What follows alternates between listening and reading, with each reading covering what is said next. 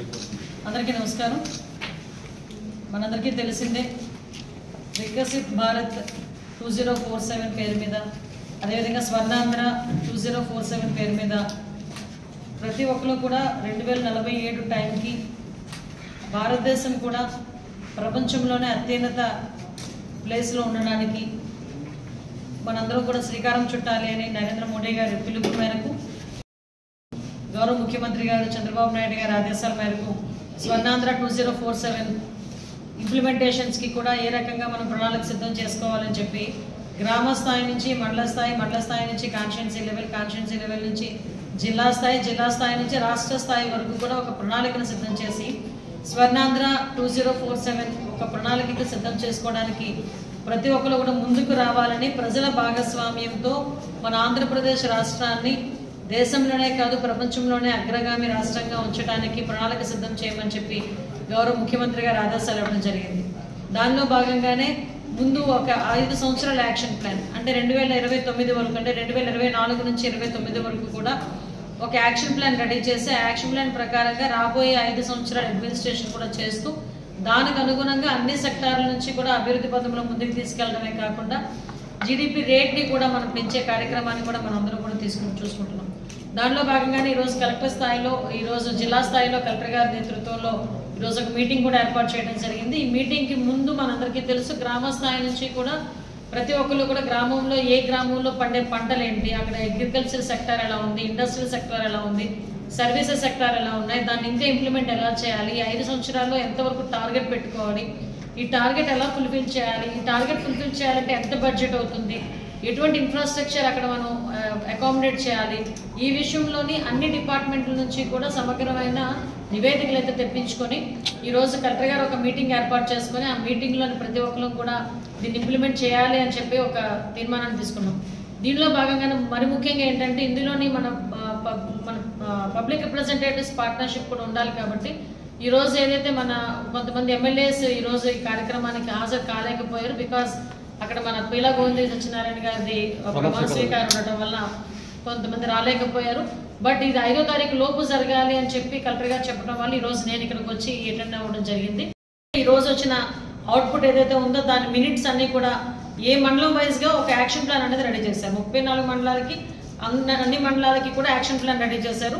ఈ action plan ఆ constituency ఎమ్మెల్యేస్కి అక్కడ ఉన్న పబ్లిక్ రిప్రజెంటేటివ్స్కి ఇస్తే అక్కడ వాళ్ళు ఇంకా దానికి ఏదైనా యాడ్ చేయటమా లేకపోతే ఇంకా ఇంప్లిమెంటేషన్స్ ఏదైనా చేయాలి అనుకుంటే కనుక మళ్ళీ ఇంకొక మీటింగ్ ఏర్పాటు చేసుకొని ఫర్దర్గా లాస్ట్ అండ్ ఫైనల్ రిపోర్ట్ని గవర్నమెంట్కి సబ్మిట్ చేయడానికి కూడా మేము ఈరోజు రిక్వెస్ట్ చేసుకోవడం జరిగింది. దానికి కలెక్టర్ గారు కూడా యాక్సెప్ట్ చేయడం జరిగింది. దానికి ప్రత్యేకంగా ధన్యవాదాలు.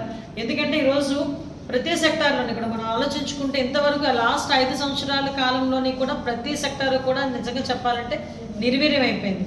అగ్రికల్చర్ సెక్టార్ దగ్గర నుంచి ఇందాక నేను మీటింగ్లో కూర్చుంటే ఈ ఫిషరీస్ డిపార్ట్మెంట్కి సంబంధించి, ప్రాన్ కల్చర్ సంబంధించి వాళ్ళైతే బయటకు వచ్చి ఆక్వాకల్చర్ అయితే గగ్గోలు పెడుతున్నారు. అంటే చాలా ప్రాబ్లమ్స్ ఫేస్ చేసాం. మళ్ళీ మేము ఆ ప్రాబ్లమ్స్ ఫేస్ చేయకుండా ఉండాలి, మీరు మాకు సపోర్ట్ చేయండి, డెఫినెట్గా మేము కూడా సపోర్ట్ చేస్తామని చెప్పి వాళ్ళందరూ కూడా వచ్చి మాకు అందరికీ చెప్పే పరిస్థితి కూడా కనిపిస్తాం.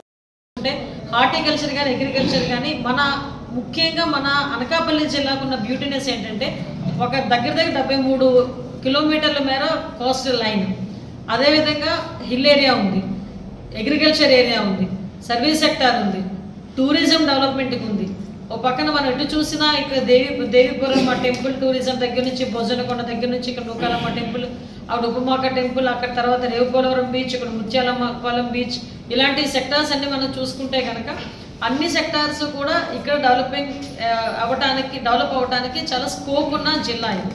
సో డెఫినెట్గా మనం ఈ అనకాపల్లి జిల్లాలో ఉన్న రిసోర్సెస్ను ఉపయోగించుకొని రాబోయే కాలంలో ఒక మంచి ప్లాన్ ఆఫ్ యాక్షన్ తీసుకొని వీటన్నిటిని ఉపయోగించుకొని మనం ఒక విజనరీ ఏదైతే 2047 విజనరీకి మనం ముందుకెళ్తున్నామో ఈ 5 సంవత్సరాల్లో ఒక మంచి వృద్ధి రేట్ని అయితే తీసుకురావడానికి మనం సిద్ధపడాలన్నది మాత్రం చెప్తున్నాం. యువతకి ఉద్యోగాలు వచ్చే పరిస్థితి కూడా కనిపిస్తుంది. పిల్లలకి కూడా స్కూల్స్లో కూడా ఇన్ఫ్రాస్ట్రక్చర్ ఎక్కడో కూడా ఇబ్బంది లేకుండా చూసుకునే బాధ్యత కూడా మనం తీసుకుంటున్నాం. ఓవరాల్గా ఏదైతే ఒక విజనరీ నాయకుడు చంద్రబాబు నాయుడు గారి గురించి సందర్భంలో ఒక మాట చెప్పారు, నా మీటింగ్లో కూడా చెప్పుకున్నాం.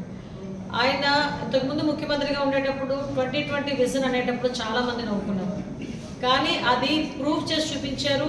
దాని ప్రతిఫలం ఈరోజు హైదరాబాద్ ఏ రేంజ్లో అభివృద్ధి జరిగిందో మనందరికీ తెలుసు. అదే విజనరీ నాయకుడు ప్రతిపక్షంలో ఉండగానే ఆయన అధికారంలోకి రాకుండానే ముఖ్యమంత్రి కాకుండానే ఇలా ఉంటే రాష్ట్రం బాగుపడుతుంది అని ప్రతిపక్ష నాయకుడి కింద ఉండేటప్పుడే 2047 విజన్ తయారు చేసుకుని రెడీగా పెట్టుకున్న ఏ రాజకీయ నాయకుడైనా ఉంటారా అంటే అది చంద్రబాబు నాయుడు గారు. ఏదో అంటారు కదా, బెర్రబీగాడు కదా. 5 సంవత్సరాల్లో 11 సీట్లకు పడిపోయాడు పరిస్థితి. ఈ 100 రోజుల్లోనే మా జాతకం చెప్పేస్తాడు ఆయన. ఈ 100 రోజుల్లోని బయటకు వచ్చి ఎక్కడో ఆ జైలుకి వెళ్ళి ఈ జైలుకి వెళ్ళి పరామర్శించి రావడం కాదు. రమ్మనండి బయటకు వచ్చి చర్చకి నేనే అడిగాను, రావయ్య బాబు చర్చకి రా మాట్లాడుకున్నాం. ఈ 100 రోజుల్లోనే మేమేం చేశాము, మీరు ఎక్కడ ఫెయిల్ అయ్యారు, మేము ఎక్కడ చేయగలిగాము అనేది నేనే క్లియర్గా ఒకసారి మేమే చాలు, మా కార్యకర్తలు చాలు, ఎన్డీఏ కుటుంబ సభ్యులు చాలు దాని గురించి మాట్లాడడానికి. అంటే ప్రతిపక్షంలో ఉన్నాం కదా అని చెప్పేసి నోటుకు వచ్చినట్టు మాట్లాడుతుంటా పోతే 11 సీట్లు కూడా తర్వాత సంకల్ప బలం ఆంధ్రప్రదేశ్ ప్రజల ఆశీర్వాదంతో ఎన్డీఏ కూటమి వచ్చిన తర్వాత డెఫినెట్గా దాన్ని ఇంప్లిమెంట్ చేయాలి అని చెప్పి దాన్ని ఇంప్లిమెంట్ చేయడానికి క్యాబినెట్లో కూడా దాని గురించి మాట్లాడి దీని మీద ఒక యాక్షన్ ప్లాన్ రెడీ చేసుకొని ఒక 2047కి ఒక డాక్యుమెంట్ని కూడా రెడీ చేయడానికి మనం సిద్ధపడ్డాం. అందులో భాగంగానే ఆంధ్రప్రదేశ్ రాష్ట్రం కూడా కంపల్సరీగా 2047కి ఉన్నాము, మనందరం ఉంటాము ఉండవు తర్వాత విషయం. కానీ మన పిల్లలకి సైతం ఈరోజు ఒక మంచి విజనరీ డాక్యుమెంట్ ఇవ్వడంలోనే కానీ ఒక విజనరీ ఆస్పెక్ట్లో కానీ మనందరం భాగస్వాములై ఉన్న ఒక తృప్తి మాత్రం మీకు మాకు కనుక డెఫినెట్గా ఉంటుంది. అది మాత్రం కంపల్సరీ మనం చూస్తాము. అట్ ద సేమ్ టైం మనందరికీ తెలుసు ఈరోజు ఏదైతే అన్ని సెక్టార్లు కూడా అభివృద్ధి జరగాలి, అందరూ కూడా సంతోషంగా ఆరోగ్యంగా ఉండాలి అని ఒకే ఒక ఉద్దేశంతో గౌరవ చంద్రబాబు నాయుడు గారు కూడా చేస్తున్న దీనికి మీరందరూ కూడా సూచనలు సలహాలు ఇవ్వాలి. ఎందుకంటే ఇది ఒక నిజంగా చెప్పాలంటే ఒక పెద్ద టాస్క్. మన భవిష్యత్తు గురించి, మన పిల్లల భవిష్యత్తు గురించి మనం తీసుకున్న ఒక టాస్క్. దీంట్లో ప్రతి ఒక్కరిని భాగస్వాములు చేయాలి అనే ఉద్దేశంతోనే ప్రజలందరికీ కూడా ఉపయోగపడేట్టుగా ఒక క్యూఆర్ కోడ్ను కూడా ఇవ్వడం జరిగింది. ఈ క్యూఆర్ కోడ్ కనుక ఓపెన్ చేస్తే ఎవరైనా ఈ విజన్ 2047కి కానీ ఈ విజన్ 2429కి కానీ ఏదైనా మన సూచనలు సలహాలు ఇవ్వాలనుకుంటే ప్రజల్ని కూడా భాగస్వాములను చేసి ఈ విజన్ డాక్యుమెంట్ రెడీ చేయడానికి గౌరవ చంద్రబాబు నాయుడు గారు ఉన్నారు.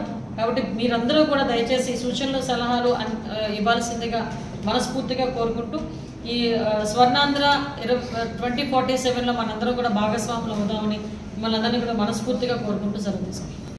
కూడా రెన్యువల్ చేస్తారు. 2023కే రెన్యువల్ అయిపోయింది. జగన్మోహన్ రెడ్డి వాళ్ళని రెన్యువల్ చేయకుండానే సంవత్సరం వాలంటీర్ల సేవను వినియోగించుకున్నాడు. అర్థమైందా? అంటే విషయం ఏంటంటే రెన్యువల్ చేయకుండానే వాలంటీర్స్కి కొన్ని రోజులు జీతాలు కూడా ఇచ్చాడు ఆయన. రెన్యువల్ చేయకుండానే అంటే యాజ్ పర్ సిస్టమ్ ప్రకారం కాకుండా అతను నచ్చినట్టు చేసుకున్నాడు. దీని మీద అన్నిటి మీద కూడా ఎంక్వైరీ జరుగుతుంది. ఎంక్వైరీ జరిగిన తర్వాత వచ్చిన రిపోర్ట్ని బేస్ చేసుకొని వాళ్ళకి ఏ రకంగా న్యాయం చేయాలన్నది చేస్తారు.